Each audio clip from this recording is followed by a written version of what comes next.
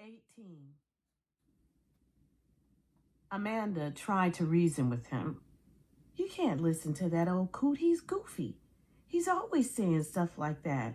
You can't go because of something one nutty old coot says. Maniac pointed out that it wasn't the nutty old coot who chalked up the front of the house. Amanda laughed.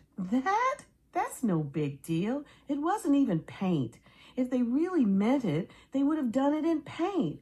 And anyway, don't you know they did my mother a favor? It gave her a chance to get out the old bucket and do some serious scrubbing. Ever since the kids stopped crayoning the house, she hasn't known what to do with herself. Now she's happy again. Maniac didn't answer. Amanda didn't understand that most of the hurt he felt was not for himself, but for her and the rest of the family. She stomped her foot. You gotta stay. I don't gotta do anything. You go, you'll starve. Was I starving before I came here? You'll freeze to death in the winter. Your fingers will get stiff. They'll break off like icicles. I'll go somewhere. Somewhere? Like the deer pen? I'll be okay. Or maybe Prairie Dog Town, huh? How about that? She jabbed him. You could live in a gopher hole. You'd be starving, so that would be perfect, because then you'd be so skinny you could fit right down there all snugly in their little tunnels. He shrugged. Sounds cozy. This was driving Amanda bonkers. He was acting so different, all glum and wiseacre answers, as if he didn't care, not about anything. Yeah, she sniffed. Well, what are you going to do for a pillow, huh? I know you put my pillow on the floor. I'll use a hibernating gopher. Funny. And bathroom, huh? Where will you go to the bathroom? The bushes, McDonald's, lots of places. She hated it, an answer for everything. And the scariest part was, he was probably right. If anybody could survive on the loose, it would be this kid who showed up from Hollidaysburg, who slept on floors, who outran dogs. He was making her so mad. She pointed at him. She sneered. Well, I'll tell you one thing, buddy boy. You better shut the door on your way out and lock it, because if I get my room back, I'm not giving it up again. So don't ever come crawling back around here. She kicked him in the sneaker. You hear?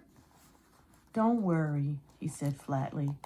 And don't think you're taking any of my books with you this time either. And you can forget about ever getting a chance to open my Encyclopedia A, which I was almost ready to let you do before you went and started acting all poopy. He said, I'll join the library. She jumped up. Ha! You can't. No, you need a library card. I'll get one. Ha! You can't get a library card without an address. She regretted it as soon as she said it. His head swung, his eyes met hers. His eyes said, why did you say that? Her eyes couldn't answer. He got up and went out and trotted up the street. Amanda cried. She tore a magazine in half. She punched the sofa. She kicked the easy chair. She kicked Bow Wow. Bow Wow went yelping into the kitchen. See, she yelled at the front door. See what you made me do, Jeffrey Magee, Jeffrey Maniac, crazy man, Bozo Magee. He wasn't back by lunch. He wasn't back by dinner. I'm going looking, Amanda told her worried parents. No one tried to stop her. She rode her bike all over, East End, West End. She even went over to Bridgeport, practically got herself killed on the bridge. She never pedaled so much in her life. She didn't come home till after dark. When her parents headed upstairs to bed, she asked if she could stay up to watch TV. They looked at each other and said, okay. She was nodding off in the middle of some late movie when the door opened and he walked in. "What are you doing up so late?" he said. "I'm incubating an egg," she snarled. He shrugged and went upstairs. She closed her eyes and smiled. Next morning, a little kid from 3 blocks away came knocking at the front door. His yo-yo string had a knot fat as a mushroom. As Amanda watched Maniac tackle the knot, an idea slithered into her brain. When the little kid left with his string good as new, she said, "Jeffrey, if I knew some way that would make it okay for you to stay, would you?" "What do you mean okay?" he said.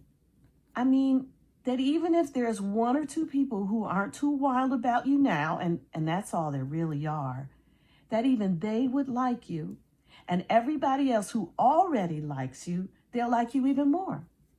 Purely out of curiosity, Maniac replied, "How's all that supposed to happen?"